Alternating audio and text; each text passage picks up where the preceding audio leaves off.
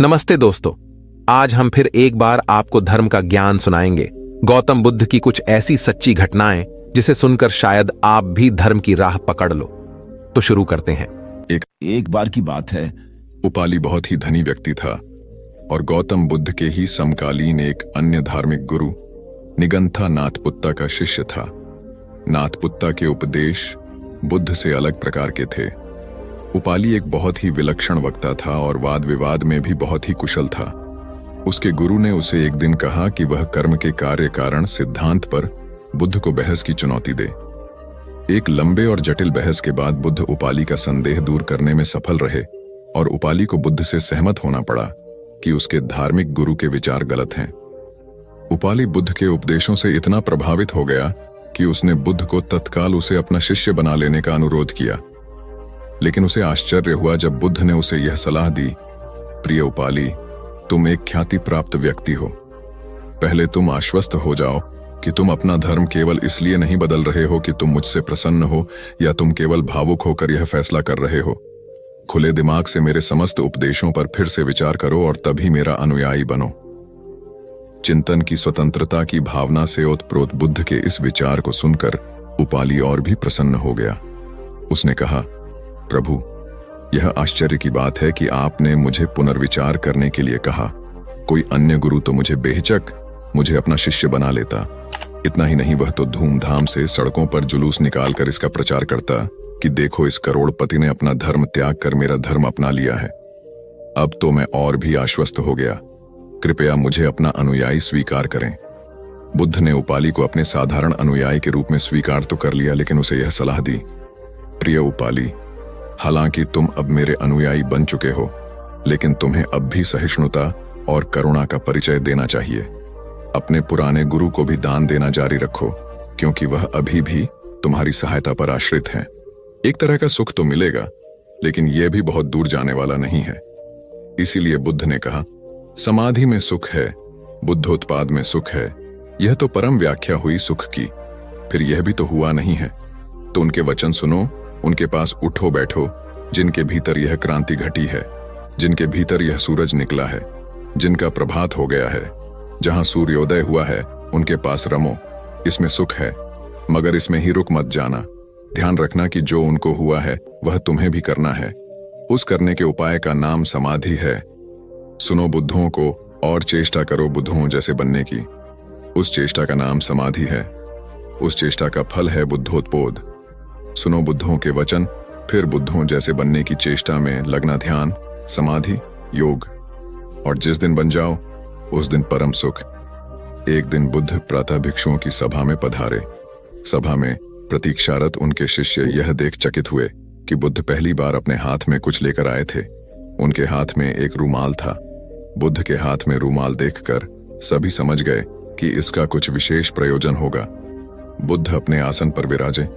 उन्होंने किसी से कुछ न कहा और रूमाल में कुछ दूरी पर 5 गांठें लगा दी। सब उपस्थित यह देख मन में सोच रहे थे कि अब बुद्ध क्या करेंगे, क्या कहेंगे। बुद्ध ने उनसे पूछा, कोई मुझे यह बता सकता है कि क्या यह वही रूमाल है जो गांठें लगने के पहले था?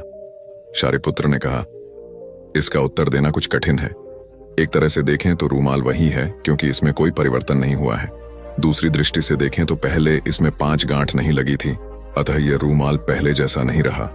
और जहां तक इसकी मूल प्रकृति का प्रश्न है, वह अपरिवर्तित है।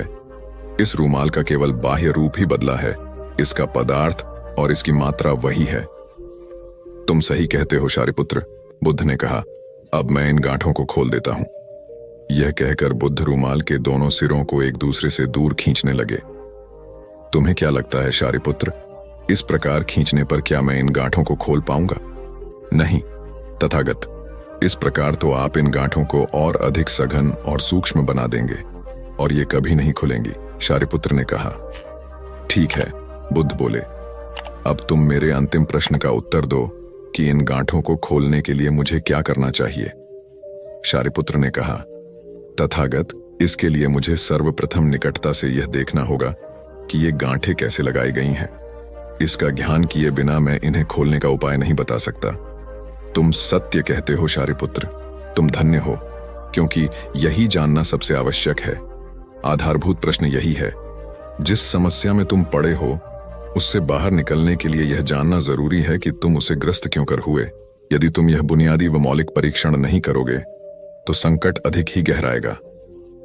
लेकिन विश्व में सभी ऐसा ही कर रहे हैं। वे पूछते हैं, हम काम, क्रोध, लोभ, मोह, अहंकार, परिग्रह आदि आदि वृत्तियों से बाहर कैसे निकलें। लेकिन वे यह नहीं पूछते कि हम इन वृत्तियों में कैसे पड़े। कई दिनों के विहार के बाद भगवान बुद्ध मगध की राजधानी राजगृह से प्रस्थान करने वाले थे। लोगों को जब यह पता चला तो वे उनके लिए भेंट आदि लेकर उनके दर्शनों के लिए आने लगे। अपने शिष्यों के साथ बैठे हुए बुद्ध लोगों की भेंट स्वीकार कर रहे थे। सम्राट बिंबिसार ने उन्हें भूमि, खाद्य, वस्त्र, वाहन आदि प्रदान किए। नगर सेठों ने भी धन धान्य और सुवर्ण आभूषण उनके चरणों में अर्पित कर दिए। सभी के दान को स्वीकार करने के लिए बुद्ध अपना दायां हाथ उठाकर स्वीकृति इंगित कर देते थे। भीड़ में एक वृद्धा भी थी। वह बुद्ध से बोली, भगवान, मैं बहुत निर्धन हूं, मेरे पास आपको देने के लिए कुछ भी नहीं है। आज मुझे पेड़ से एक आम गिरा हुआ मिल गया। मैं उसे खा रही थी, तभी मैंने आपके प्रस्थान करने का समाचार सुना। उस समय तक मैं आधा आम खा चुकी थी। मैं भी आपको कुछ अर्पित करना चाहती हूँ, लेकिन मेरे पास इस आधे खाए हुए आम के सिवा कुछ भी नहीं है। इसे ही मैं आपको भेंट करना चाहती हूँ। कृपया मेरी भेंट स्वीकार करें। वहां उपस्थित अपार जनसमुदाय, राजा, महाराजाओं और सेठों ने देखा कि भगवान बुद्ध अपने आसन से उठकर नीचे आए और उन्होंने दोनों हाथ फैलाकर वृद्धा का आधा आम स्वीकार किया। सम्राट बिंबिसार ने चकित होकर बुद्ध से पूछा, भगवान, एक से बढ़कर एक अनुपम और बहुमूल्य उपहार तो आपने केवल हाथ हिलाकर ही स्वीकार कर लिए, लेकिन इस बुढ़िया के झूठे आम को लेने के लिए आप आसन से नीचे उतरकर आ गए। इसमें ऐसी कौन सी विशेषता है? बुद्ध मुस्कुराकर बोले, इस वृद्धा ने मुझे अपनी समस्त पूंजी दे दी है। आप लोगों ने मुझे जो कुछ भी दिया है वह तो आपकी संपत्ति का कुछ अंश ही है, और उसके बदले में आपने दान करने का अहंकार भी अपने मन में रखा है। इस वृद्धा ने मेरे प्रति अपार प्रेम और श्रद्धा रखते हुए मुझे सर्वस्व अर्पित कर दिया है, फिर भी उसके मुख पर कितनी नम्रता और करुणा है। तथागत यह भी कहते थे कि सबसे पहले व्यक्ति को खुद की पहचान करनी चाहिए। दूसरों की बजाय व्यक्ति खुद के बारे में ज्यादा जानता है। उनका मत था कि बुराई से घृणा करो, बुरे व्यक्ति से नहीं। एक बार की बात है, किसी गांव के पास बहती नदी के किनारे बुद्ध बैठे थे। किनारे पर पत्थरों की भरमार थी, पर छोटी सी वह नदी अपनी तरल धारा के कारण आगे बढ़ती ही जा रही थी। बुद्ध ने विचार किया कि यह छोटी सी नदी अपनी तरलता के कारण कितनों की प्यास बुझाती है, लेकिन भारी भरकम पत्थर एक ही स्थान पर पड़े रहते हैं और दूसरों के मार्ग में बाधक बनते रहते हैं। इस घटना की सीख यह है कि दूसरों के रास्ते में रोड़े अटकाने वाले खुद कभी आगे नहीं बढ़ पाते, परंतु जो दूसरों को सद्भाव और स्नेह देता है वह स्वयं भी आगे बढ़ जाता है। बुद्ध ऐसे ही विचारों में मगन थे कि तभी उन्होंने ग्रामीणों की एक भीड़ को अपनी ओर आते देखा। बड़ा शोर था और लोग किसी युवती के प्रति अपशब्द बोल रहे थे। तथागत ने देखा कि लोग एक युवती को घसीट कर ला रहे थे और उसको गाली भी दे रहे थे। भीड़ के नजदीक आने पर बुद्ध ने लोगों से युवती को पीटने और अपशब्द कहने का कारण पूछा। लोगों ने कहा कि यह स्त्री व्यभिचारी हैं और हमारे समाज का नियम है कि यदि व्यभिचारी स्त्री पकड़ी जाए तो उसे पत्थरों से कुचलकर मार डालना चाहिए। तथागत ने युवती की ओर देखा और कहा, जो तुम चाहते हो वही करो, पर मेरी एक शर्त है कि पत्थर मारने का अधिकारी वही है जिसने कभी व्यभिचार न किया हो और न ही उसके मन में ऐसे विचार कभी आए हों। इतना कहकर तथागत शांत हो गए। चारों ओर मौन था। कुछ समय बाद लोगों की भीड़ मन में पश्चाताप का भाव लिए हुए वहां से विदा हो गई। इस घटना से यही सत्य उभरता है कि हम खुद अपने प्रति न्याय कर सकते हैं, दूसरों के प्रति नहीं, क्योंकि हमारी जानकारी दूसरों के विषय में अधूरी होती है। यदि हम किसी के प्रति न्याय करना चाहते हैं तो उसे ऐसा प्यार और स्नेह मिलना चाहिए कि खुद ही अपने दोषों को स्वीकार कर ले और उन्हें पुनः न दोहराने का व्रत ले। अंतिम दिन है।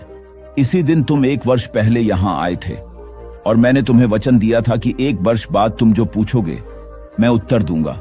मैं उत्तर देने को तैयार हूं। अब तुम प्रश्न पूछो। मौलुंग का पुत्र हंसने लगा और उसने कहा, आपने मुझे भी धोखा दिया। वह सारिपुत्र ठीक कहता था। अब कोई प्रश्न ही पूछने के लिए नहीं रहा, तो मैं क्या पूछूं? मेरे पास पूछने के लिए कुछ भी नहीं है। असल में यदि तुम सत्य नहीं हो तो समस्याएं होती हैं और प्रश्न होते हैं। वे तुम्हारे झूठ से पैदा होते हैं। तुम्हारे स्वप्न, तुम्हारी नींद से वे पैदा होते हैं। जब तुम सत्य, प्रामाणिक, मौन, समग्र होता हो, वे तिरोहित हो जाते हैं। मेरी समझ ऐसी है कि मन की एक अवस्था है जहां केवल प्रश्न होते हैं और मन की एक अवस्था है जहां केवल उत्तर होते हैं, और वे कभी साथ साथ नहीं होते। यदि तुम अभी भी पूछ रहे हो तो तुम उत्तर नहीं ग्रहण कर सकते। मैं उत्तर दे सकता हूं लेकिन तुम उसे ले नहीं सकते। यदि तुम्हारे भीतर प्रश्न उठने बंद हो गए हैं तो मुझे उत्तर देने की कोई जरूरत नहीं है। तुम्हें उत्तर मिल जाता है। किसी प्रश्न का उत्तर नहीं दिया जा सकता है। मन की एक ऐसी अवस्था उपलब्ध करनी होती है जहां कोई प्रश्न नहीं उठते। मन की प्रश्न रहित अवस्था ही एकमात्र उत्तर है। यही तो ध्यान की पूरी प्रक्रिया है। प्रश्नों को गिरा देना, भीतर चलती बातचीत को गिरा देना। जब भीतर की बातचीत रुक जाती है तो ऐसा असीम मौन छा जाता है। उस मौन में हर चीज का उत्तर मिल जाता है। हर चीज सुलझ जाती है। शाब्दिक रूप से नहीं, अस्तित्वगत रूप में सुलझ जाती है। कहीं कोई समस्या नहीं रह जाती है। भीतर का कोलाहल रुक गया। वह बिल्कुल भूल गया कि कब 1 वर्ष बीत गया। कौन फिक्र करता है? जब प्रश्न ही न रहे तो कौन उत्तरों की फिक्र करता है? एक दिन अचानक बुद्ध ने पूछा, यह वर्ष का अंतिम दिन है। इसी दिन तुम 1 वर्ष पहले यहां आए थे और मैंने तुम्हें वचन दिया था कि 1 वर्ष बाद तुम जो पूछोगे मैं उत्तर दूंगा। मैं उत्तर देने को तैयार हूं। अब तुम प्रश्न पूछो। मौलुंग पुत्र हंसने लगा और उसने कहा, आपने मुझे भी धोखा दिया। वह सारिपुत्र ठीक कहता था। अब कोई प्रश्न ही पूछने के लिए नहीं रहा, तो मैं क्या पूछूं? मेरे पास पूछने के लिए कुछ भी नहीं है। असल में यदि तुम सत्य नहीं हो तो समस्याएं होती हैं और प्रश्न होते हैं।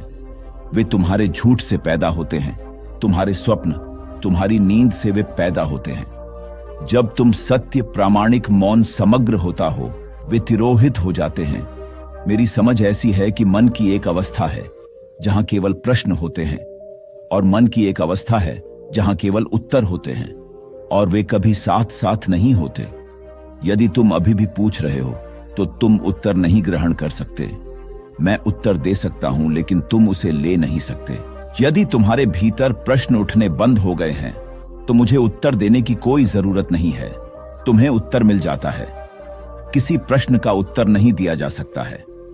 मन की एक ऐसी अवस्था उपलब्ध करनी होती है जहां कोई प्रश्न नहीं उठते। मन की प्रश्न रहित अवस्था ही एकमात्र उत्तर है।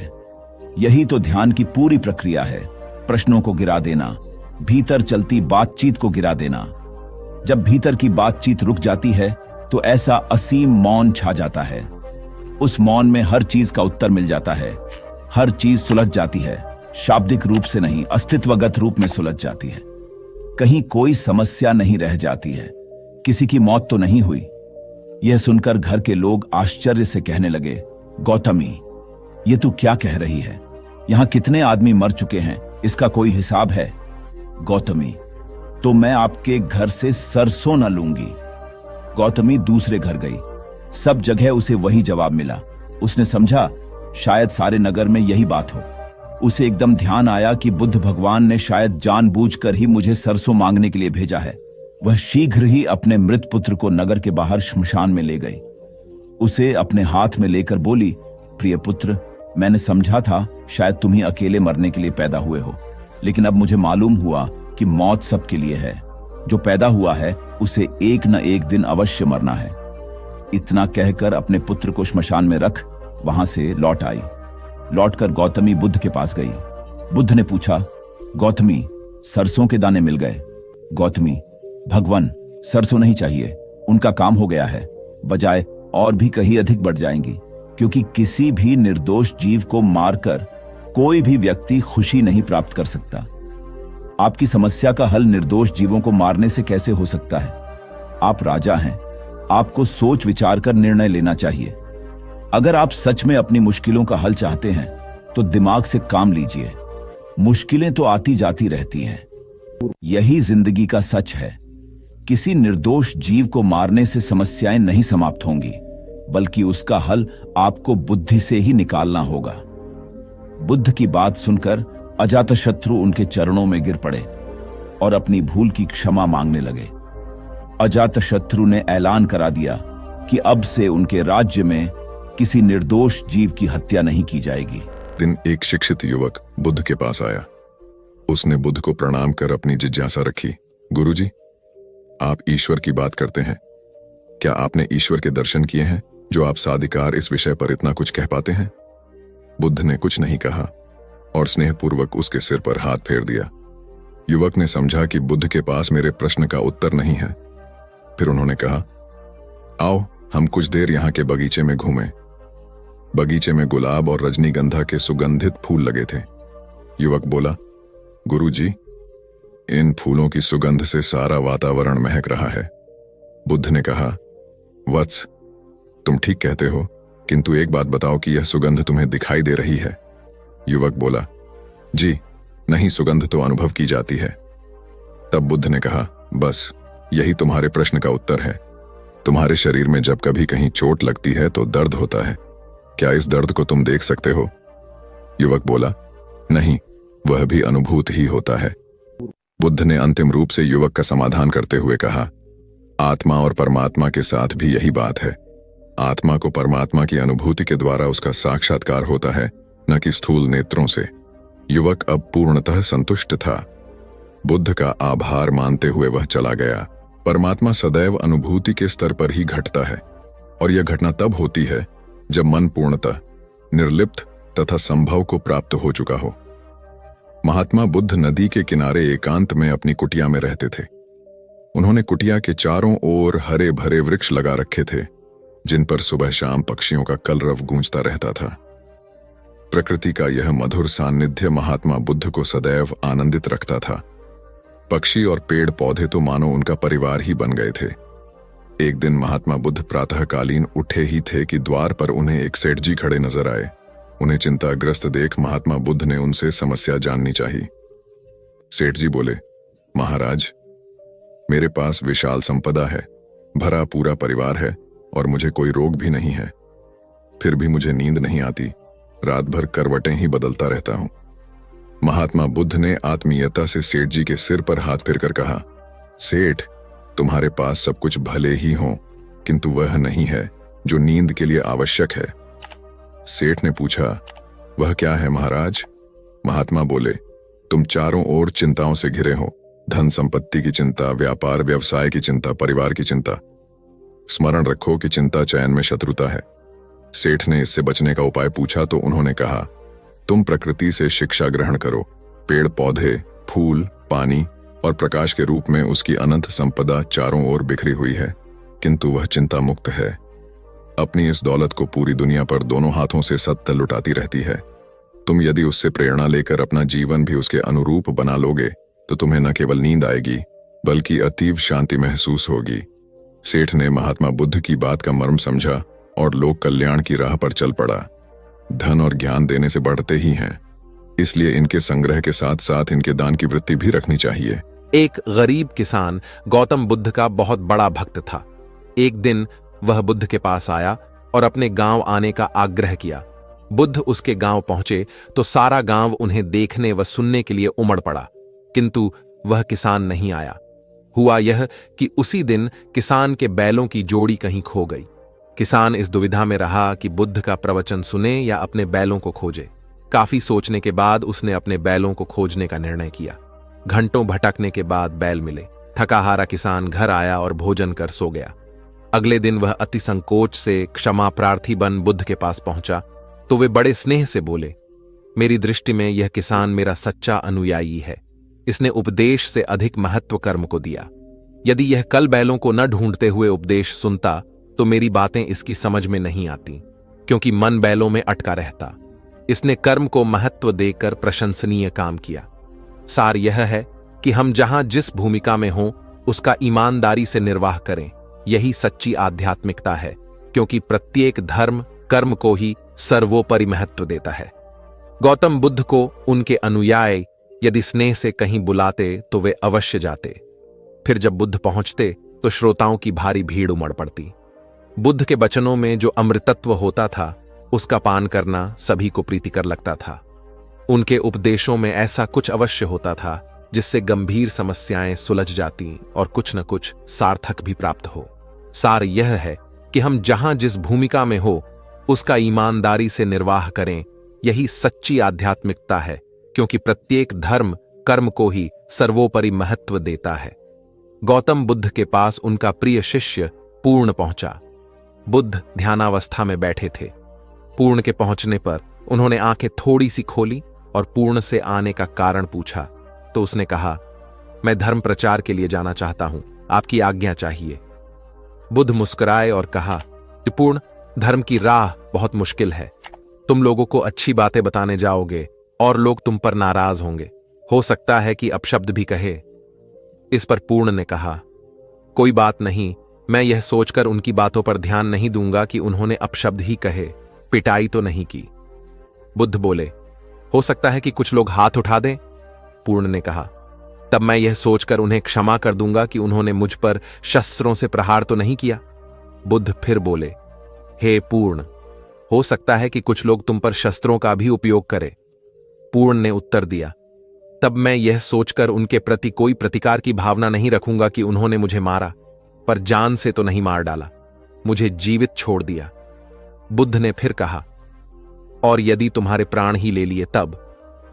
पूर्ण ने तत्क्षण सिर झुकाकर कहा, तब मैं उनका आभारी रहूंगा कि उन्होंने धर्म के मार्ग पर मेरे प्राणों का उत्सर्ग करने में मेरी सहायता की। मैं उनके प्रति कृतज्ञ रहूंगा। तब बुद्ध ने आंखें खोली और आशीर्वाद देकर अनुमति दी तथा पूर्ण से कहा, अब तुम धर्म प्रचार करने के पात्र हो। जो किसी में भी कोई दोष न देखे वही सच्चा है। अच्छाई के मार्ग पर चलना बहुत मुश्किल काम है। जो इस राह पर चलता है उसके मार्ग में अनेक बाधाएं आती हैं, लेकिन जो व्यक्ति किसी में भी दोष न देखे वही बाधाओं को सहजता से पार कर अपने लक्ष्य को पूरा कर पाता है। एक बार गौतम बुद्ध जब वन से गुजर रहे थे, तब एक राक्षसी हाथ में तलवार लेकर प्रकट हुई और कहा, अरे बुद्ध, आज तुम्हारे प्रेम को मेरी घृणा के सामने झुकना ही पड़ेगा। आज तुम्हारे जीवन का अंतिम दिन है। बुद्ध ने मुस्कुराते हुए उत्तर दिया, मैं घृणा, उपहास और द्वेष के आगे नतमस्तक नहीं होऊंगा। मैं निंदा, प्रशंसा अथवा उपहास किसी से भी प्रभावित नहीं होता। तुम मुझसे इतनी घृणा करती हो, पर मैं तो तुमसे भी प्रेम करता हूं। राक्षसी ने पूछा, तुम मुझसे प्रेम क्यों करते हो? बुद्ध बोले, मैं तुम्हें मां का रूप देख रहा हूं और मां तो प्रेम का रूप होती है, उसमें हिंसा हो ही नहीं सकती। इतना सुनते ही राक्षसी के हाथ से तलवार गिर पड़ी। हे बुद्ध, तुम धन्य हो। इतना कहते ही बहदेवी में बदल गई और अंतर्धान हो गई। दरअसल जो लोग दूसरों से द्वेष करते हैं, अंत में एक दिन घृणा उन्हें नष्ट कर देती है। घृणा से घिरे हुए लोगों को एक दिन घृणा ले डूबती है। प्रेम सत्य के आवरण से ढका होता है। सत्य से जुड़ा हुआ व्यक्ति सदैव आनंद में जीता है। सत्य को केवल अपने तक सीमित मत रखो, उसे अपने कर्मों में ढालना होगा। सत्य रूपी गुलाब की खुशबू है कर्म। अपने कर्म को प्रेम और सत्य में डुबोकर करो। प्रेम और सत्य मनुष्य को विकास की ओर ले जाते हैं। ध्यान रहे कि ये दोनों मार्ग ईश्वर की ओर जाते हैं। इस मार्ग पर चलने वाले सहज में ही आनंद और शांति को पा लेते हैं। गौतम बुद्ध भ्रमण करते हुए वैशाली नगर के वन विहार में पहुंचे। उनके आगमन का समाचार पूरे नगर में फैल गया। कुछ ही समय में मानो पूरा नगर उनके दर्शन के लिए उमड़ पड़ा। बड़े व्यापारी, शिक्षाविद, समाज सेवी, अधिकारी और राज परिवार से जुड़े कई वरिष्ठ भी वहां पहुंचे। सभी की भावना थी कि तथागत बुद्ध अपने शिष्यों सहित उनके निवास पर पहुंचे एवं भोज का आमंत्रण स्वीकारें। बुद्ध सभी के निवेदन को सुन रहे थे और स्वभावगत मुस्कान के साथ आमंत्रण का आभार व्यक्त कर रहे थे। तभी वैशाली की यात गणिका आम्रपाली भी वहां पहुंची। वह बुद्ध की शिक्षा से प्रेरित होकर बहुत पहले ही अपनी गणिका वृत्ति त्याग चुकी थी। उसने भी बुद्ध को भोजन का आमंत्रण दिया। बुद्ध ने तत्काल उसे स्वीकार किया और अगले दिन भिक्षुओं सहित उसके घर आने की सहमति दे दी। बुद्ध के एक शिष्य को यह बात अच्छी नहीं लगी कि इतने सारे वरिष्ठों के निवेदन के बावजूद बुद्ध ने आम्रपाली का आमंत्रण स्वीकारा। शिष्य की दृष्टि में आम्रपाली गणिका होने से घृणित कर्म से जुड़ी रही थी। जब सभी लोग चले गए तब शिष्य ने पूछा, भगवान, इतने लोगों ने आपको न्योता दिया, फिर आपने आम्रपाली का ही आमंत्रण क्यों स्वीकारा? बुद्ध ने कहा, माना वह गणिका थी, लेकिन पश्चाताप की अग्नि में तपकर वह निर्मल हो चुकी है। यदि कोई व्यक्ति इस निर्मलता को प्राप्त कर ले तो वह उनसे भी श्रेष्ठ हो जाता है जो ऐसे किसी घृणित कर्म में लीन न रहे हों। ऐसे व्यक्ति का आमंत्रण स्वीकारने में संकोच नहीं होना चाहिए। कोई व्यक्ति जब तक बुरे कामों में संलग्न रहता है तब तक उससे दूरी रहे तो ठीक है, लेकिन जो बुरे कामों को छोड़ दे उसे स्वीकार करने में संकोच नहीं करना चाहिए। इससे उसकी अच्छाई की ओर बढ़ने की भावना को बल मिलता है। गौबुद्ध के जीवन की एक घटना है। उन्होंने नियम बना रखा था कि वे अपने संघ में स्त्रियों को स्थान नहीं देंगे। स्त्रियों के लिए भिक्षु होने की दीक्षा उन्होंने वर्जित कर रखी थी। एक समय गौतम बुद्ध एक गांव में ठहरे हुए थे। वहां महाप्रजापति गौतमी उनके पास पहुंची। उन्होंने बुद्ध से कहा, आप स्त्रियों को भी दीक्षा दें। किंतु बुद्ध ने अस्वीकार कर दिया।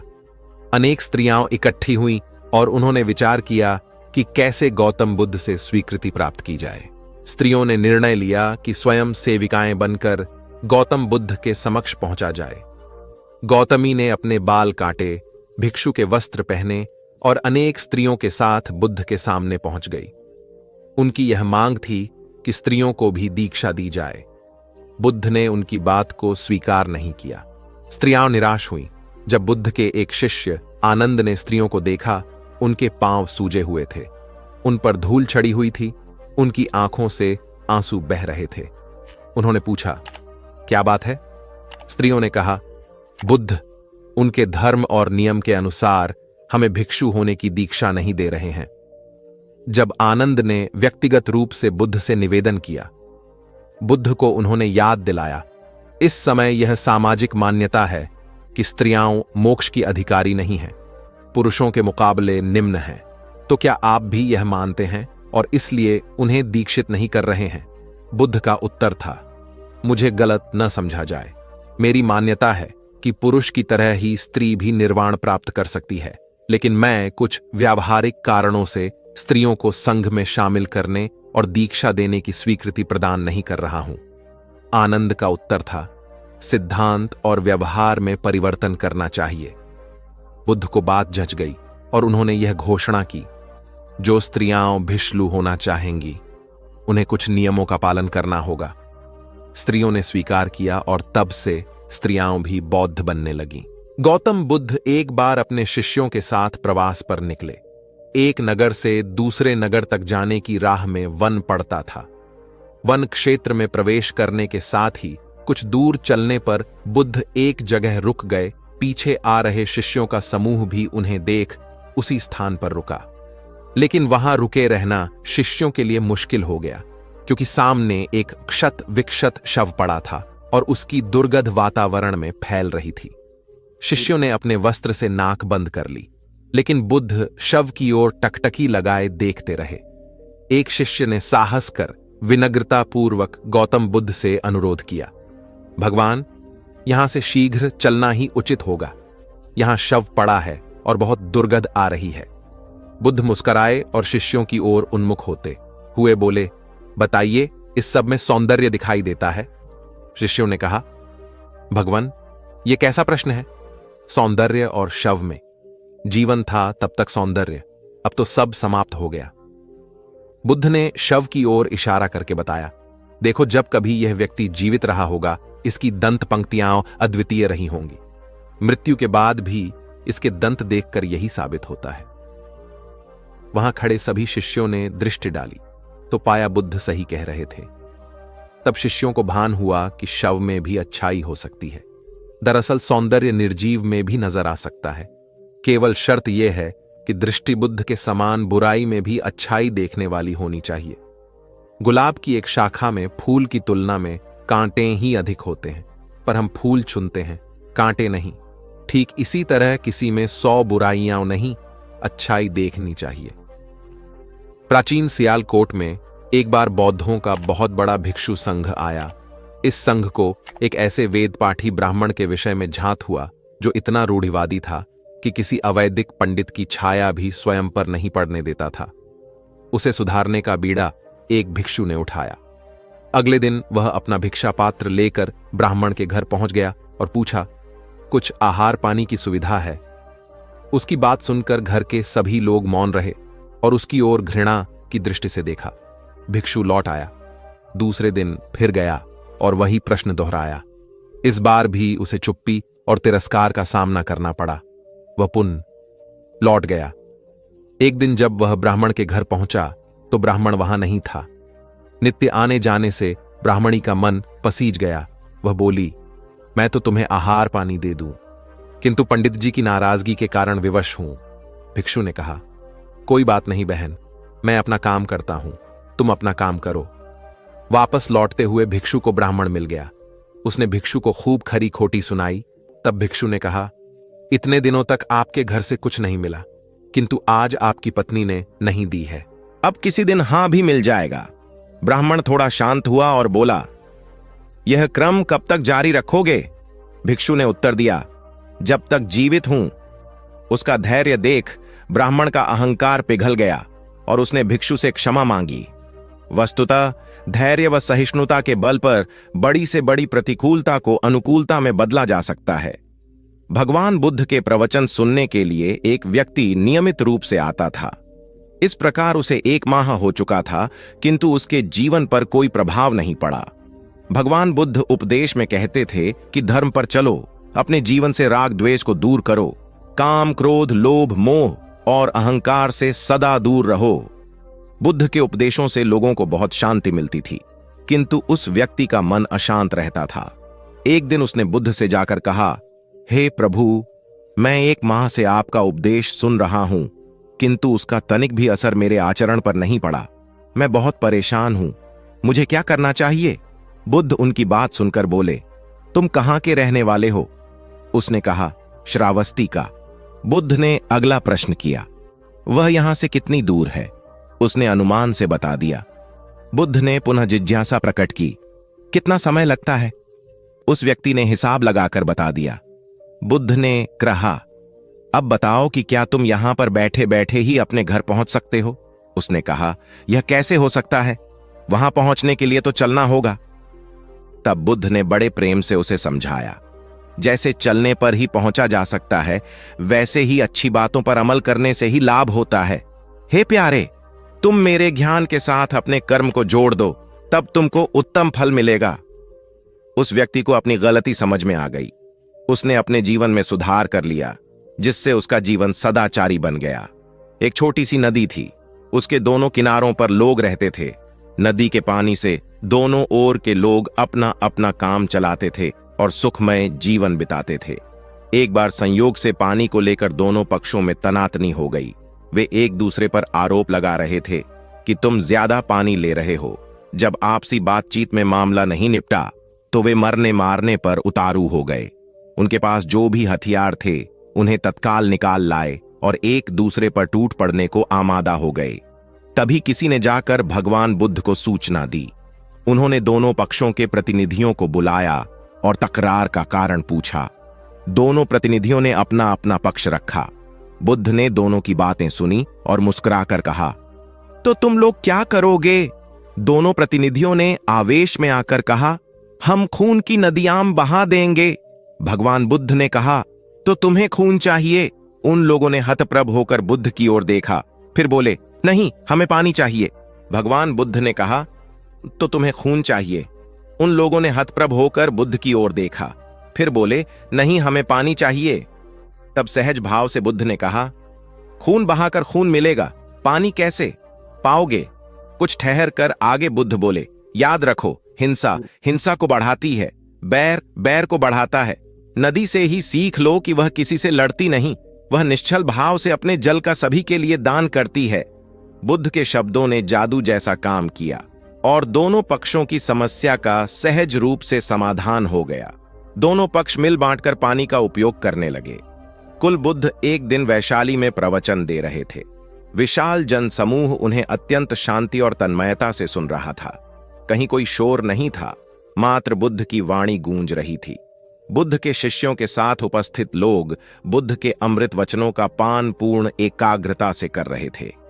तभी उस शांत वातावरण में खलल उत्पन्न करती एक व्यक्ति की जोरदार आवाज आई। आज मुझे सभा में बैठने की अनुमति क्यों नहीं दी गई? बुद्ध उस व्यक्ति का चिल्लाना सुनकर भी मौन रहे। उस व्यक्ति ने पुनः चिल्लाकर यही प्रश्न पूछा। बुद्ध ने नेत्र बंद कर लिए। उनका एक शिष्य बोल उठा, भगवान, बाहर खड़े अपने इस शिष्य को अंदर आने की अनुमति दीजिए। बुद्ध ने नेत्र खोलकर कहा, नहीं, यह अस्पृश्य है। शिष्यगण बुद्ध के मुंह से अस्पृश्य शब्द सुनकर विस्मित हुए और उन्होंने पूछा, वह अस्पृश्य क्यों? कैसे? भगवान, आपके धर्म में तो जात पात का भेद नहीं है। बुद्ध बोले, आज यह क्रोध में आया है। क्रोध से जीवन की एकता भंग होती है। क्रोध ही मानसिक हिंसा करता है। किसी भी कारण से क्रोध करने वाला अस्पृश्य है। उसे कुछ देर तक स्मरण कर लेना चाहिए कि अहिंसा परम धर्म है। कथा का उपदेश यह है कि क्रोध एक असात्विक भाव है जो कर्ता और भोक्ता दोनों के लिए हानिकारक होता है। अथ इससे बचते हुए शांति से विचारने व कार्य करने की प्रवृत्ति अपनानी चाहिए। शांत मन और मस्तिष्क ही विवेकपूर्ण निर्णय लेने में सक्षम होते हैं। बौद्ध संघ के एक भिक्षु को कोई गंभीर रोग हो गया। उसकी हालत इतनी खराब हो गई कि वह चल फिर भी नहीं सकता था और मलमूत्र में लिपटा पड़ा रहता था। उसकी यह हालत देख उसके साथी भिक्षु भी उसके पास नहीं आते और घृणा से मुंह फेरकर आसपास से निकल जाते थे। कुछ दिनों बाद बुद्ध को यह बात पता चली तो वे तत्काल अपने प्रिय शिष्य आनंद के साथ उस भिक्षु के पास पहुंचे। उसकी दयनीय दशा से उन्हें घोर कष्ट हुआ।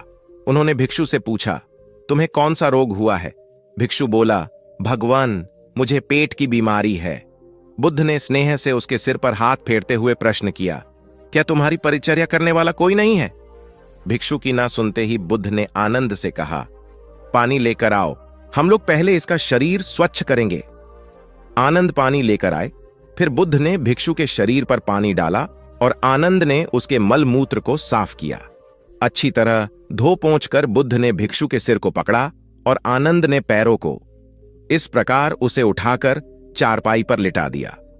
फिर बुद्ध ने सारे भिक्षुओं को एकत्रित कर उन्हें समझाया, भिक्षुओं, तुम्हारे माता नहीं, पिता नहीं, भाई नहीं, बहन नहीं जो तुम्हारी सेवा करेंगे। यदि तुम परस्पर एक दूसरे की सेवा और देखभाल नहीं करोगे तो फिर कौन करेगा? याद रखो, जो रोगी की सेवा करता है वह ईश्वर की सेवा करता है। दीनहीन के प्रति करुणा व सेवा का भाव इस जगत को बुद्ध का सबसे बड़ा संदेश है जो प्रत्येक देश, काल, परिस्थिति में प्रासंगिक है। गौतम सिद्धार्थ बुद्धत्व प्राप्त करके महात्मा बुद्ध बन गए। सत्य, अहिंसा और दया की मूर्ति बुद्ध अपने शिष्यों के साथ एक गांव में पहुंचे। कुछ अज्ञानी लोग उनके विरोधी थे। वे बुद्ध को अपशब्द कहने लगे। बुद्ध के शिष्यों को बहुत बुरा लगा, मगर बुद्ध ने उन्हें समझाया, ये लोग तो केवल अपशब्द ही कह रहे हैं। अगर ये पत्थर भी मार रहे होते तो भी मैं कहता कि मारने दो। मैं जानता हूं कि ये लोग कुछ कहना चाहते हैं, लेकिन क्रोध के मारे वह कह नहीं पा रहे हैं। 10 साल पहले यदि यही लोग मुझे गाली देते तो मैं इन्हें भी गाली देता, लेकिन अब तो लेन देन से मुक्ति मिल चुकी है। क्रोध से अपशब्द निकलते हैं। यहां तो क्रोध भवन कब का ढह चुका है। अपशब्द कहने वाले बड़ी मुश्किल में पड़ गए। तभी बुद्ध ने अपने शिष्यों से पूछा, इस गांव में कुछ लोग अपशब्द कह रहे हैं, इन्हें बताओ कि वहां के लोग फल और मिठाइयां लेकर आए थे। बुद्ध ने पूछा, फिर मैंने क्या किया था? शिष्यों ने बताया, आपने सारे फल और मिठाइयां यह कहकर वापस कर दी कि अब लेने वाला विदा हो चुका है, इन्हें वापस ले जाओ। आपने कहा था कि 10 साल पहले आते तो मैं सारे उपहार ले लेता। बुद्ध ने पूछा, फिर उन लोगों ने मिठाइयों का क्या किया होगा? शिष्यों ने बताया, गांव में बांट दी होगी। बुद्ध बोले, उन लोगों ने मिठाइयां गांव में बांट दी, लेकिन मैं उन लोगों से कहूंगा कि अपशब्द में न बांटें। बुद्ध फिर बोले, ये लोग अपशब्दों के थाल सजाकर लाए हैं, लेकिन ये गलत आदमी के पास आ गए हैं। ये मुझसे क्रोध नहीं करवा सकते। ठीक खूंटी की तरह जो किसी को नहीं टांगती, लोग उस पर वस्त्र टांग देते हैं। एक बार जैतवन के सभी ग्रामवासी भगवान बुद्ध के दर्शन करने और उपदेश सुनने के लिए एकत्र हुए। उस समय महाकश्यप, मौदगल्यायन, सारिपुत्र, चुंद और देवदत्त जैसे प्रबुद्ध जन बुद्ध के साथ धर्म विषय गंभीर चर्चा में तन्मय थे। ग्रामवासी थोड़ा ठिठक कर खड़े हो गए, क्योंकि इतने ज्ञानी जनों के बीच उन सभी को असहज सा महसूस हो रहा था। कुछ देर बाद बुद्ध की दृष्टि इन ग्रामवासियों पर पड़ी। उन्होंने तुरंत धर्म चर्चा रोक दी। प्रबुद्ध जन बुद्ध के इस व्यवहार पर चकित हो उठे और प्रश्नात्मक दृष्टि से उनको ओर देखा। बुद्ध अनाथ पिंडक नामक जिज्ञासु से बोले, भद्र, उठो, सामने ब्राह्मण मंडली खड़ी है, उन्हें आसन दो और आतिथ्य की सामग्री ले आओ। अनाथ पिंडक ने पीछे मुड़कर देखा तो उसे ब्राह्मण मंडली तो कहीं नहीं दिखी। मैले कुचैले या फटे वस्त्रों में खड़े ग्रामवासियों का झुंड दिखाई दिया। पिंडक ने शक्ति स्वर में कहा, देव, उन लोगों में एक भी ब्राह्मण नहीं है। ये सभी तो निम्न जाति के हैं, कई तो इनमें शूद्र हैं। बुद्ध गंभीर होकर बोले, पिंडक, जो व्यक्ति सदा श्रद्धावान है वह ब्राह्मण ही है। ये लोग प्रयोजन के लिए भावयुक्त होकर आए हैं, इसलिए इस समय तो ये ब्राह्मण ही हैं। अत तुम इनका समुचित सत्कार करो। कथा का इंगित यह है कि व्यक्ति जन्म से नहीं, कर्म से ब्राह्मण होता है। जो सद्गुणी हों और सत्कर्मी हों, वे शूद्र जाति में जन्मने के बावजूद ब्राह्मण हैं तथा उसी रूप में उनका आदर किया जाना चाहिए।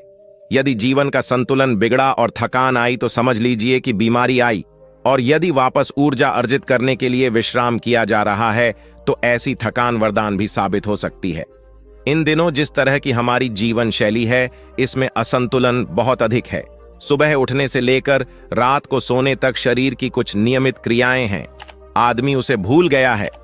गौतम बुद्ध बहुत काम करते पर कभी थकते नहीं थे। आज भी कई साधु संत उतना ही परिश्रम कर रहे हैं जितना एक कॉर्पोरेट जगत का सफल व्यक्ति करता है, और जब वे रात को सोते हैं तो पूरी बेफिक्री के साथ। बुद्ध से उनके शिष्यों ने एक बार पूछा था, आप थकते नहीं? बुद्ध का उत्तर था, जब मैं कुछ करता ही नहीं तो थकूंगा कैसे? बात सुनने में अजीब लगती है लेकिन है बड़ी गहरी। अध्यात्म ने इसे साक्षी भाव कहा है। स्वयं को करते हुए देखना, यह वह स्थिति होती है जब तन सक्रिय और मन विश्राम की मुद्रा में होता है। आज ज्यादातर लोग असमय, अकारण थक जाते हैं, जिसका एक बड़ा कारण असंतुलित जीवन है। एक होता है थकान को महसूस करना और दूसरा है स्वाभाविक थकान। जिस समय आपकी रुचियों, इच्छाओं और मूल स्वभाव में धीमापन आने लगे, अकारण चिड़चिड़ाहट हो जाए, समझ लें कि यह थकान बीमारी है। इसलिए प्रतिदिन योग, प्राणायाम और ध्यान करें। ये क्रियाएं अपने आप में एक विश्राम हैं। करने वाला कोई और है, हम तो महज उसके हाथों की कठपुतली हैं। यह मनोभाव भी थकान को मिटाएगा। क्या दिक्कत है ऐसा सोच लेने में? महात्मा बुद्ध ज्ञान प्राप्ति के लिए घोर तप में लगे थे। उन्होंने शरीर को काफी कष्ट दिया, यात्राएं की, घने जंगलों में कठिन साधना की, पर आत्मज्ञान की प्राप्ति नहीं हुई। निराश हो बुद्ध सोचने लगे, मैंने अभी तक कुछ भी प्राप्त नहीं किया, अब आगे क्या कर पाऊंगा? निराशा, अविश्वास के इन नकारात्मक भावों ने उन्हें क्षुब्ध कर दिया। कुछ ही क्षणों के बाद उन्हें प्यास लगी। वे थोड़ी दूर स्थित एक झील तक पहुंचे। वहां उन्होंने एक दृश्य देखा कि एक नन्ही सी गिलहरी के 2 बच्चे झील में डूब गए। पहले तो वह गिलहरी जड़वत बैठी रही, फिर कुछ देर बाद उठकर झील के पास गई, अपना सारा शरीर झील के पानी में भिगोया और फिर बाहर आकर पानी झाड़ने लगी। ऐसा वह बार बार करने लगी। बुद्ध सोचने लगे कि इस गिलहरी का प्रयास कितना मूर्खतापूर्ण है। क्या कभी यह इस झील को सुखा सकेगी? किंतु गिलहरी का यह क्रम लगातार जारी था। बुद्ध को लगा मानो गिलहरी कह रही हो कि यह झील कभी खाली होगी या नहीं, यह मैं नहीं जानती, किंतु मैं अपना प्रयास नहीं छोड़ूंगी। अतः उस छोटी सी गिलहरी ने भगवान बुद्ध को अपने लक्ष्य मार्ग से विचलित होने से बचा लिया। वे सोचने लगे कि जब यह नन्ही गिलहरी अपने लघु सामर्थ्य से झील को सुखा देने के लिए दृढ़ संकल्पित है तो मुझ में क्या कमी है? मैं तो इससे 1000 गुना अधिक क्षमता रखता हूं। यह सोचकर गौतम बुद्ध पुनः अपनी साधना में लग गए और एक दिन बोधिवृक्ष तले उन्हें ज्ञान का आलोक प्राप्त हुआ। यह कथा असफलता के बावजूद प्रयासों की निरंतरता पर बल देती है। यदि हम प्रयास करना न छोड़े तो एक न एक दिन लक्ष्य की प्राप्ति हो ही जाती है। बुद्ध अपने साधना काल में एक निर्जन स्थान पर ध्यान मग्न बैठे थे। इसी स्थान पर एक यक्ष का वास था। यह बात बुद्ध को झांत नहीं थी। वे तो वहां पहुंचे और शांत वातावरण देखकर ध्यान मग्न हो गए। उस समय यक्ष वहां पर नहीं था। रात होने पर जब वह आया तो उस स्थान पर एक अनजान व्यक्ति को देखकर आग बबूला हो गया। बड़े जोर से वह दहाड़ा, किंतु बुद्ध का ध्यान भंग नहीं हुआ। यक्ष ने उन्हें हाथी का रूप धारण कर डराना चाहा, किंतु बुद्ध यथावत ध्यान मग्न बैठे रहे। उसने बुद्ध को डराने के लिए क्रमशः शेर, चीता, बाघ आदि का रूप धारण किया, किंतु बुद्ध अविचलित ही बने रहे। अंत में उसने भयंकर विषधर का रूप धारण कर उनके पैर के अंगूठे को ढंस लिया, किंतु बुद्ध पर उसके विष का भी कोई असर नहीं हुआ। वे अब भी अप्रभावित रहे। विषधर उनके शरीर पर चढ़ गया और उनके गले से लिपटकर उन्हें जोरों से काट लिया, लेकिन इतने प्रयासों के बावजूद भी बुद्ध की साधना को भंग नहीं कर पाया। थक हार कर नीचे उतर आया और उनसे कुछ कदमों की दूरी पर लेटकर अपनी थकान उतारने लगा। ध्यान पूर्ण होने पर बुद्ध ने उसकी तरफ देखा और उसे बहुत स्नेह से दुलारा। उनका निश्चल प्रेम देखकर सर्प का विष अमृत बन गया और यक्ष ने श्रद्धापूर्वक बुद्ध को नमन किया। कहानी का सार यह है कि मन की कलुषता पर एकाग्रता, स्नेह और संभव से ही विजय प्राप्त की जा सकती है। बौद्ध भिक्षु बोधि धर्म भ्रमण करते हुए एक गांव में पहुंचे। लोग उनका बहुत आदर करते थे। बोधि धर्म व उनके शिष्यों का ग्रामीणों ने हार्दिक सत्कार किया और फिर उनके पवित्र वचनों को सुनने के लिए उनके आसपास एकत्रित हो गए। बोधि धर्म लोगों को धर्म और आचरण विषयक अच्छी बातें सरल भाषा में समझाने लगे। तभी वहां एक व्यक्ति आया और बोधि धर्म को अपशब्द कहने लगा। उपस्थित जनसमूह ने उसे रोकने का बहुत प्रयास किया, किंतु वह नहीं माना तथा अनवरत बोधि धर्म को बुरा भला कहता रहा। लोगों ने कहा कि महाराज, ये व्यक्ति कितना उद्दंड है, निरर्थक ही आपको अपशब्द कह रहा है। बोधि धर्म उस व्यक्ति के इस आचरण पर कदापि क्रोधित नहीं हुए और लोगों से बोले कि यह भविष्य में मेरा सबसे बड़ा भक्त बनने वाला है। लोगों ने पूछा कि कैसे? बोधि धर्म ने उत्तर दिया, कोई कुम्हार के यहां घड़ा लेने जाता है तो घड़े को बजाकर देखा जाता है कि वह फूटा हुआ तो नहीं है। जब 1-2 रुपए के घड़े को कोई इतनी परख कर सकता है तो भला जिसे गुरु मानना है उसे 10-20 गालियां दिए बगैर कैसे पहचानेगा? पहले वह परीक्षा लेगा कि गुरु में धैर्य, आक्रोश व समता भाव कितना है। यह जानने के बाद ही तो वह गुरु को स्वीकारेगा। इसलिए यह व्यक्ति मुझे निरर्थक ही अपशब्द नहीं कह रहा है और आगे चलकर वास्तव में वह व्यक्ति बोधि धर्म का सबसे बड़ा भक्त बना। किसी को शिक्षा देने से पूर्व स्वयं का आचरण भी तदनुरूप होना चाहिए, तभी गुरु का महान पद मिलता है। वस्तुतः गुरु की गुरुता तभी स्वीकारी जाती है जबकि उसमें सदाचरण के सभी लक्षण मौजूद हों। महात्मा गौतम बुद्ध के श्रावस्ती में प्रवचन चल रहे थे। प्रवचन में नित्य ही बड़ी संख्या में लोग आते और विविध महत्वपूर्ण व गंभीर विषयों पर बुद्ध से ज्ञान ग्रहण करते।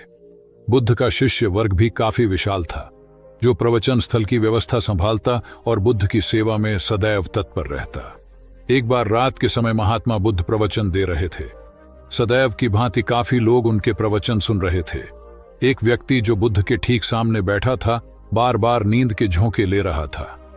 बुद्ध थोड़ी देर तक तो प्रवचन देते रहे, फिर उससे बोले, वत्स, सो रहे हो? उस व्यक्ति ने हड़बड़ाकर कहा, नहीं महात्मा। बुद्ध ने पुनः प्रवचन प्रारंभ किए। वह व्यक्ति फिर ऊँघने लगा। महात्मा ने फिर वही प्रश्न दोहराया और उसने फिर अचकचाकर नहीं महात्मा कहा। ऐसा लगभग 8-10 बार हो गया। कुछ देर बाद बुद्ध ने उससे पूछा, वत्स, जीवित हो? हर बार की तरह इस बार भी उसने कहा, नहीं महात्मा। यह सुनकर उपस्थित श्रोताओं में हंसी की लहर दौड़ गई और वह व्यक्ति पूर्णतः चैतन्य हो गया। तब बुद्ध गंभीर होकर बोले, वत्स, निद्रा में तुम्हारे मुख से सही उत्तर मिल ही गया। जो निद्रा में है वह मृतक समान ही है। महात्मा बुद्ध का संकेत था कि गुरु से ज्ञान ग्रहण करते वक्त सजगता अत्यंत आवश्यक है। गाफिल रहने की स्थिति में ज्ञान की प्राप्ति पूर्ण नहीं होती और अधकचरा ज्ञान सदैव खतरनाक साबित होता है। कथा सिद्धार्थ के जीवन के उस दौर की है जब वे बुद्धत्व को प्राप्त नहीं हुए थे और निरंजना नदी के तटीय वनों में वृक्ष के नीचे ध्यान करते थे। सिद्धार्थ प्रतिदिन ध्यान करने के बाद पास के किसी गांव में चले जाते और भिक्षा मांगकर लौट आते।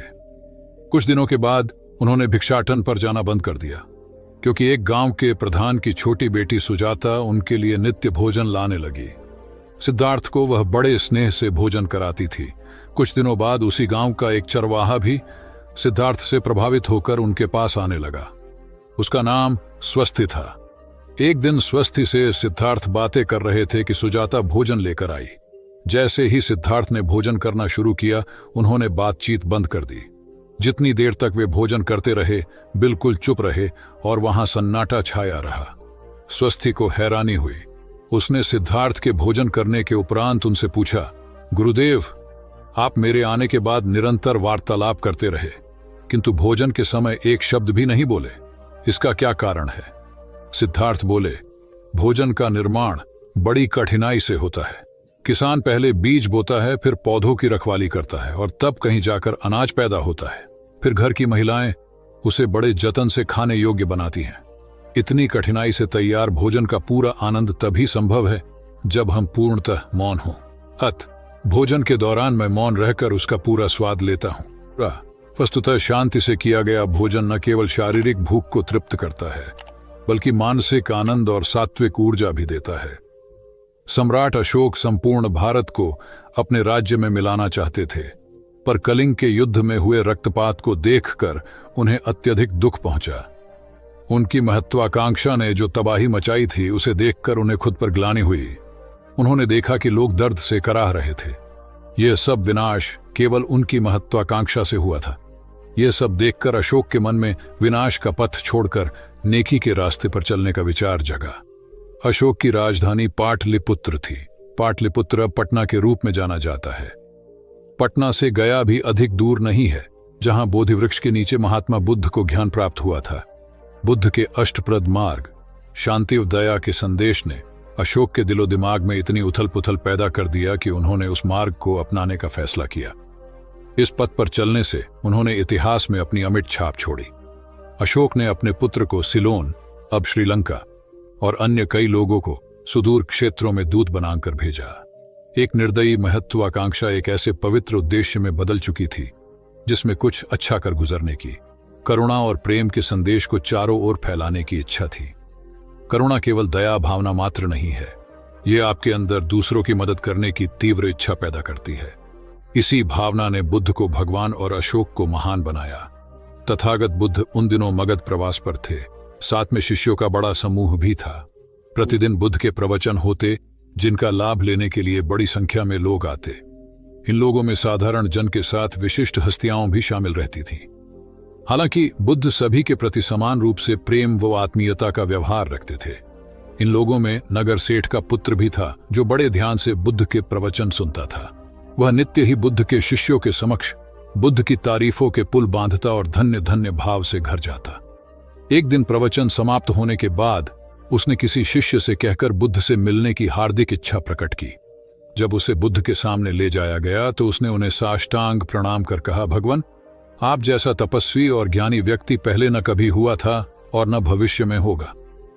यह सुनते ही बुद्ध ने उसकी बात बीच में ही रोककर कहा, वत्स, क्या तुमने इतना अध्ययन कर लिया है कि अब तक कितने संत महापुरुष हुए हैं, और क्या भविष्य भी जान चुके हो कि आगे और कोई नहीं होगा? युवक लज्जित भाव से चुप खड़ा रहा, क्योंकि इस बात का उसके पास कोई जवाब नहीं था। बुद्ध ने अपनी बात समाप्त करते हुए उसे सीख दी, सदैव अपनी आंखें खुली रखो। जो जैसा है उसे वैसा ही महत्व दो, किसी से उसकी तुलना मत करो। कथा का सार यह है कि किसी भी क्षेत्र के अधिकारी विद्वान की स्वतंत्र रूप से प्रशंसा करना उचित है, किंतु सर्वश्रेष्ठ बताना अनुचित, क्योंकि श्रेष्ठता को व्यक्ति, समय व स्थान की सीमाओं में नहीं बांधा जा सकता। आनंद भगवान बुद्ध के प्रमुख व प्रिय शिष्य थे। उनके स्वभाव में उदारता, स्नेह व सहिष्णुता जैसे गुण शामिल थे। वे सभी के प्रति समान व्यवहार करते थे। उनकी दृष्टि में कोई छोटा या बड़ा नहीं था। एक बार आनंद कहीं जा रहे थे। रास्ते में उन्हें बड़े जोर की प्यास लगी। आसपास देखा तो निकट ही कुआं दिखाई दिया। वे वहां पहुंचे। कुएं से एक लड़की पानी भर रही थी।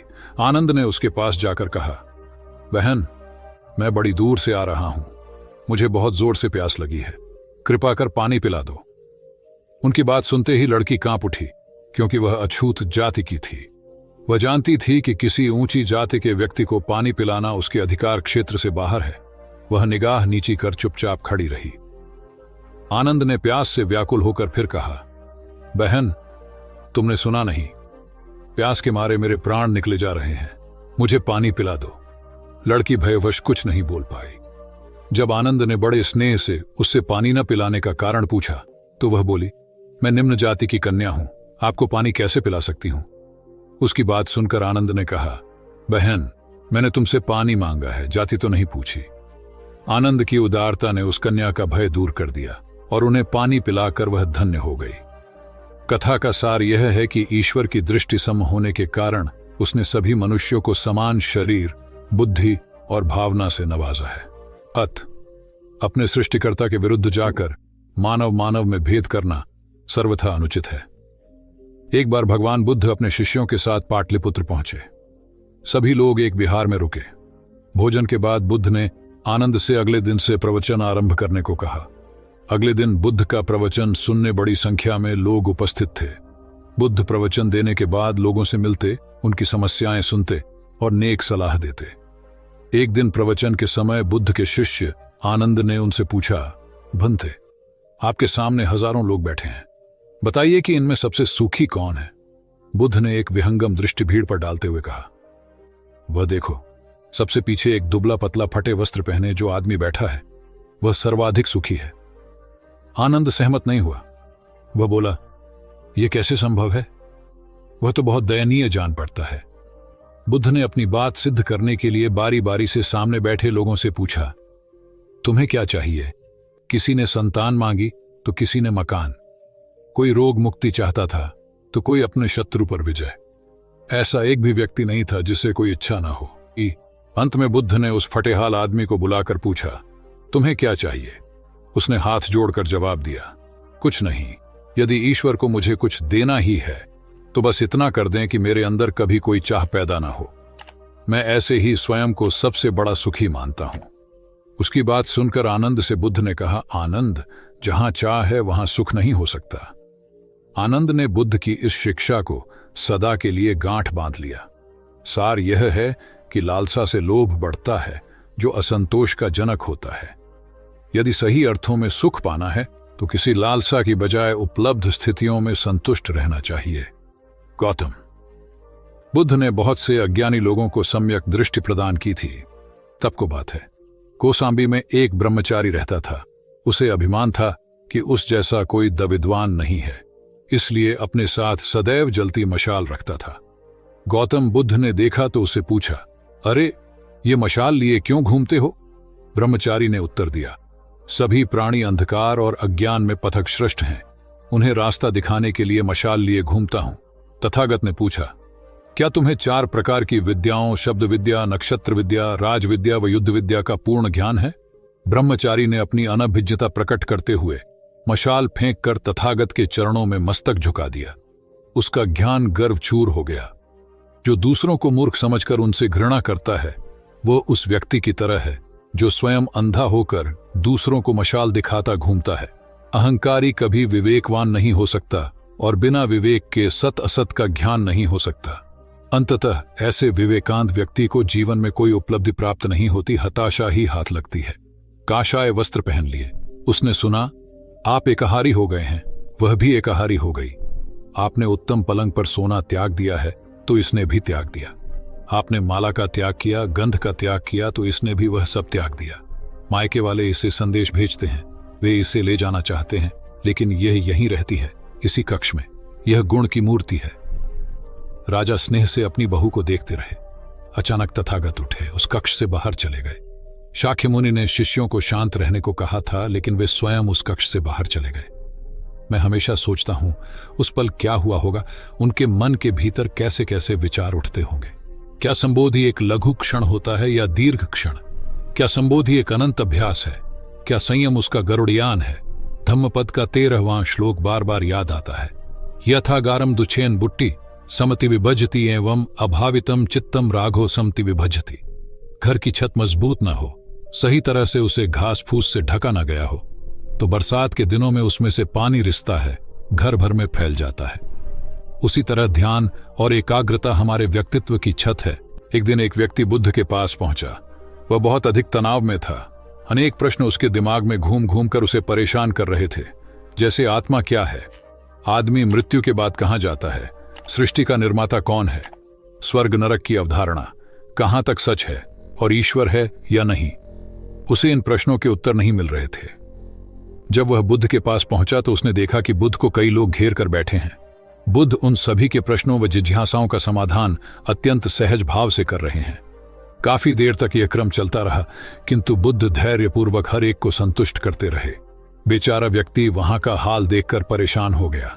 उसने सोचा कि इन्हें दुनियादारी के मामलों में पड़ने से क्या लाभ, अपना भगवत भजन करें और बुनियादी समस्याओं से ग्रस्त इन लोगों को भगाए। किंतु बुद्ध का व्यवहार देखकर तो ऐसा लग रहा था मानो इन लोगों का दुख उनका अपना दुख है। आखिर उस व्यक्ति ने पूछ ही लिया, महाराज, आपको इन सांसारिक बातों से क्या लेना देना? बुद्ध बोले, मैं ज्ञानी नहीं हूं और इंसान हूं।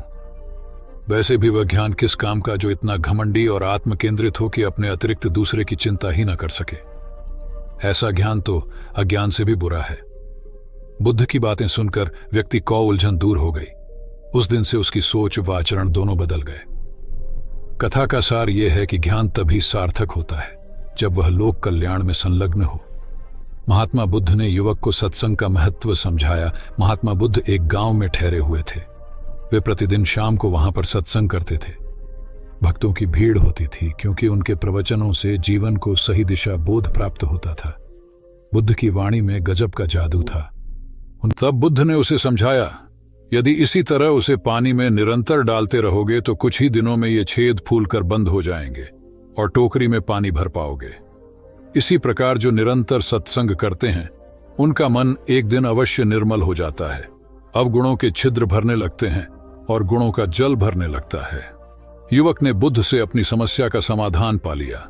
निरंतर सत्संग से दुर्जन भी सज्जन हो जाते हैं क्योंकि महापुरुषों की पवित्र वाणी उनके मानसिक विकारों को दूर कर उनमें सद्विचारों का आलोक प्रसारित कर देती है। एक आदमी को बुद्ध ने सुझाव दिया कि दूर से पानी लाते हो, क्यों नहीं अपने घर के पास एक कुआं खोद लेते? हमेशा के लिए पानी की समस्या से छुटकारा मिल जाएगा। सलाह मानकर उस आदमी ने कुआं खोदना शुरू किया, लेकिन 7-8 फीट खोदने के बाद उसे पानी तो क्या, गीली मिट्टी का भी चिन्ह नहीं मिला। उसने वह जगह छोड़कर दूसरी जगह खुदाई शुरू की, लेकिन 10 फीट खोदने के बाद भी उसमें पानी नहीं निकला। उसने फिर तीसरी जगह कुआं खोदना शुरू किया, लेकिन यहां भी उसे निराशा ही हाथ लगी। इस क्रम में उसने 8-10 फीट के 10 कुएं खोद डाले, लेकिन पानी कहीं नहीं मिला। वह निराश होकर बुद्ध के पास गया। उसने बुद्ध को बताया कि मैंने 10 कुएं खोद डाले, मगर पानी एक में भी नहीं निकला। बुद्ध को आश्चर्य हुआ। वे स्वयं चलकर उस स्थान पर आए जहां उसने 10 गड्ढे खोदे हुए थे। बुद्ध ने उन गड्ढों की गहराई देखी और सारा माजरा समझ गए। फिर वे बोले, 10 कुएं खोदने की बजाय एक कुएं में ही तुम अपना सारा परिश्रम लगाते तो पानी कब का मिल गया होता। तुम सब गड्ढों को बंद कर दो, केवल एक को गहरा करते जाओ, पानी निकल आएगा।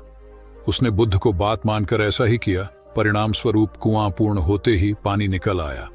सबने भगवान बुद्ध की जय जयकार की। धन्ना सेठ के पास 7 पुश्तों के पालन पोषण जितना धन था। उसका व्यापार चारों तरफ फैला हुआ था, किंतु फिर भी उसका मन अशांत रहता था। कभी धन की सुरक्षा की चिंता तो कभी व्यापारिक प्रतिस्पर्धा में आगे निकलने का तनाव। चिंता और तनाव के कारण वह अस्वस्थ रहने लगा। उसके मित्र ने उसकी गिरती दशा देखी तो उसे बुद्ध के पास जाने की सलाह दी। सेठ बुद्ध के पास पहुंचा और अपनी समस्या बताई। बुद्ध ने उसे सांत्वना देते हुए कहा, तुम घबराओ मत, तुम्हारा कष्ट अवश्य दूर होगा। बस तुम यहां कुछ दिन रहकर प्रभु का ध्यान किया करो। बुद्ध के कहे अनुसार सेठ ने रोज ध्यान करना शुरू कर दिया, किंतु सेठ का मन ध्यान में नहीं लगा। वह जैसे ही ध्यान करने बैठता, उसका मन फिर अपनी दुनिया में चला जाता। उसने बुद्ध को यह बात बताई, किंतु बुद्ध ने कोई उपाय नहीं बताया। थोड़ी देर बाद जब सेठ बुद्ध के साथ वन में सायंकालीन भ्रमण कर रहा था, तो उसके पैर में एक कांटा चुभ गया। वह दर्द के मारे कराहने लगा। बुद्ध ने कहा, बेहतर होगा कि तुम जी कड़ाकर कांटे को निकाल दो, तब इस दर्द से मुक्ति मिल जाएगी। सेठ ने मन कड़ाकर कांटा निकाल दिया। उसे चैन मिल गया। तब बुद्ध ने उसे समझाया, ऐसे ही लोभ, मोह, क्रोध, घमंड व द्वेष के कांटे तुम्हारे मन में गड़े हैं। जब तक अपने मन की संकल्प शक्ति से उन्हें नहीं निकालोगे, अशांत ही रहोगे। सेठ का अज्ञान बुद्ध के इन शब्दों से दूर हो गया और उसने निर्मल हृदय की राह पकड़ ली। अपनी कुप्रवृत्तियों से मुक्ति के लिए संकल्पबद्धता अनिवार्य है। जब तक व्यक्ति दृढ़ निश्चय न कर ले, वह अपनी गलत आदतों से मुक्त नहीं हो सकता। बुद्ध की शिक्षा से गांव का उद्धार हुआ। एक युवक ने बुद्ध से आकर कहा, मेरा गांव अशिक्षित है। मैं अपने परिवार से झगड़कर थोड़ा बहुत पढ़ पाया हूं। आगे और पढ़ना चाहता हूं, किंतु सभी रोक रहे हैं। घर के लोग सोचते हैं कि खेती में खूब पैसा है और उसके लिए किसी शिक्षा की आवश्यकता नहीं है। यही सोच गांव वालों की भी है, कृपया आप मेरे गांव चलकर वहां शिक्षा का प्रसार करवाइए। बुद्ध युवक की बात मानकर गांव आ गए। धर्मभीरू ग्रामीणों ने बुद्ध का सत्कार किया और रोज उनके प्रवचन सुनने आने लगे। बुद्ध जब भी शिक्षा का महत्व बताते, ग्रामीण विरोधी मत रखते। एक दिन एक महिला अपने 5 साल के बच्चे के लिए पूछने लगी कि उसे किस उम्र से शिक्षा दिलवाए। तब बुद्ध ने समझाया कि तुम्हें तो 5 वर्ष पूर्व उसकी शिक्षा शुरू कर देनी थी। उसे क्या खाना है, क्या नहीं, कैसे क्या बोलना है आदि बातें शुरू से सिखाओगी, तभी तो वह अपना उचित ख्याल रख सकेगा। बुद्ध की यह बात महिला सहित सभी ग्रामीणों को समझ में आ गई। उन्होंने अपने बच्चों को विद्यालय भेजना शुरू किया। यह समय वर्षा का था। युवक ने लोगों को जल संग्रहण की तकनीक बताई। अधिकांश ने उपहास किया, किंतु युवक अपना काम करता रहा। बुद्ध का सहयोग प्राप्त था, इसलिए किसी ने उसका खुलकर विरोध नहीं किया। जब गर्मी में भीषण जल संकट के कारण फसलें सूखने लगीं, तो युवक ने कुएं खुदवाए, जिनमें जल संग्रहण की तकनीक के कारण खूब पानी निकला। ग्रामीण अब शिक्षा का महत्व समझ चुके थे। धीरे धीरे संपूर्ण गांव शिक्षित हो गया। ज्ञान हर उम्र में अर्जित किया जा सकता है। यही ज्ञान हमें जीवन में आने वाली समस्याओं के समाधान की राह सुझाता है। एक गांव में 2 भाई रहते थे जो अपनी शैतानियों के लिए कुख्यात थे। उन्हें दूसरों को परेशान करने में बड़ा आनंद आता था। वे हर समय किसी न किसी को परेशान करने में लगे रहते थे। गांव के लोगों के साथ साथ उनके माता पिता भी उनकी ऐसी हरकतों के कारण बहुत दुखी थे। जब गांव का कोई व्यक्ति उनके माता पिता के पास उनकी शिकायत लेकर आता, तो वे दोनों को बहुत समझाते, किंतु दोनों भाइयों के कानों पर जूं तक नहीं रेंगती। एक दिन उनकी मां गांव में आए हुए महात्मा बुद्ध के पास गई और अपने बच्चों में किसी भी तरह ईश्वर का भय भर देने का आग्रह किया, ताकि वे लोग शैतानी से बाज आए। महात्मा बुद्ध ने मां से दोनों को एक एक करके उनके पास भेजने को कहा। मां ने अपने पहले लड़के को महात्मा बुद्ध के पास भेजा। वह जाकर महात्मा बुद्ध के पास बैठ गया। महात्मा बुद्ध ने उससे पूछा, ईश्वर कहाँ है? लड़के की कुछ समझ में नहीं आया और उसने कोई उत्तर नहीं दिया। तब महात्मा बुद्ध ने दोबारा यही सवाल कड़क कर पूछा, तो डर के मारे लड़का वहां से तेजी से भागा और भागते हुए अपने भाई के पास जा पहुंचा तथा बोला, भाई, तुम्हें पता है ईश्वर खो गया है और सब लोग इसके लिए हमें ही जिम्मेदार समझ रहे हैं। छोटा भाई भी इतना बड़ा आरोप सुनकर डर गया और उस दिन से दोनों ने शैतानी करना छोड़ दिया। कथा का सार यह है कि जब सीधे मार्ग से सुधार की राह न मिले तो टेढ़े मार्ग का सहारा लेना ही सर्वथा उचित है। सेठ ने बुद्ध से जाना सच्चा संपन्न होना। एक सेठ निसंतान था। अपार संपत्ति का मालिक होने के बावजूद सेठ का लोभ बरकरार था। संतान न होने का दुख उसे बहुत था और इस कारण वह न जाने कितने फकीर, बाबा और पंडितों के दर पर माथा टेक चुका था, किंतु नतीजा शून्य रहा। एक बार सेठ के नगर में बुद्ध का आगमन हुआ। सेठ ने उनकी बहुत ख्याति सुनी तो अगले ही दिन उनसे मिलने पहुंचा।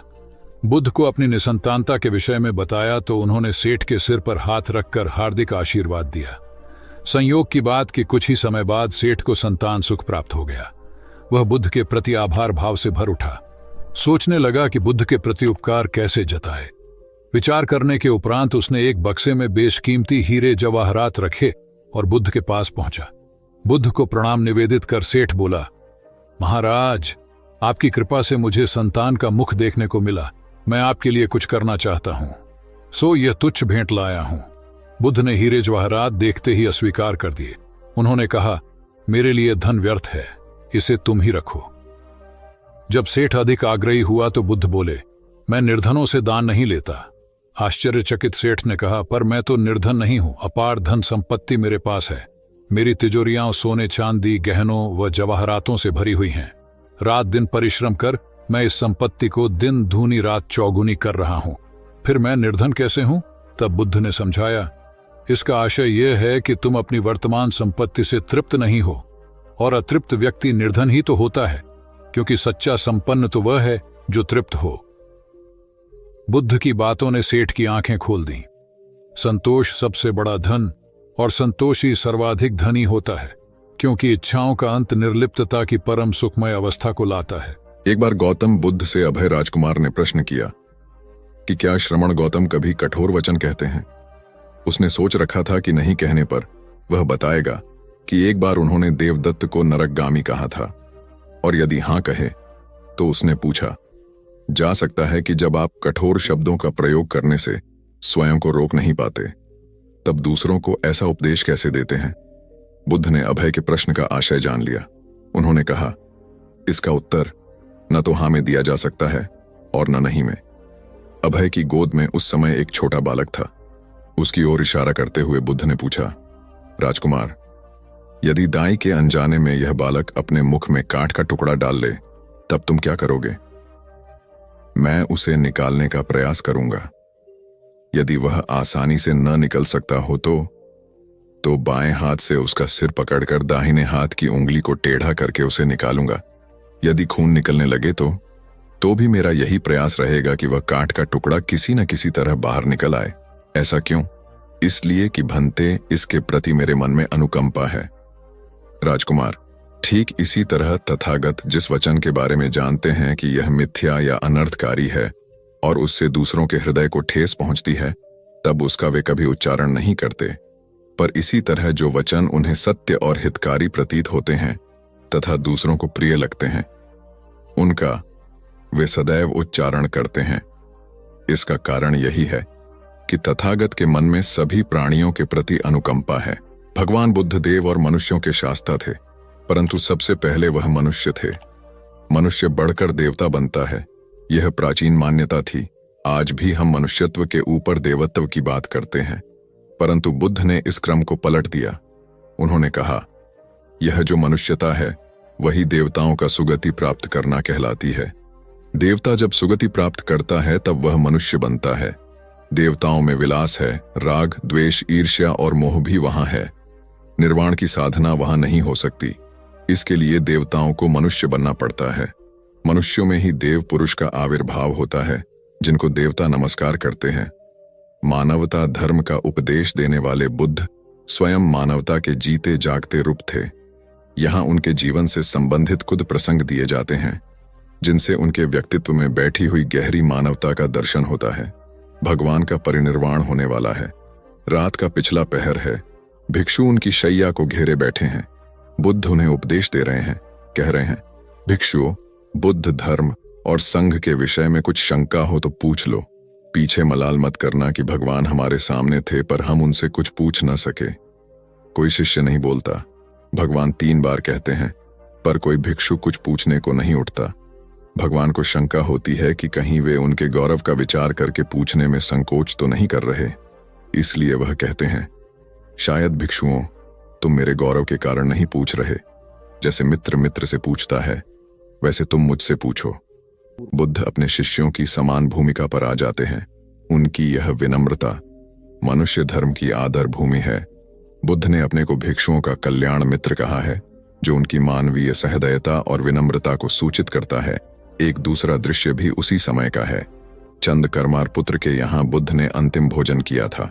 उसके बाद ही उन्हें खून गिरने की कड़ी बीमारी हो गई थी, जो उनके शरीरांत का कारण बनी।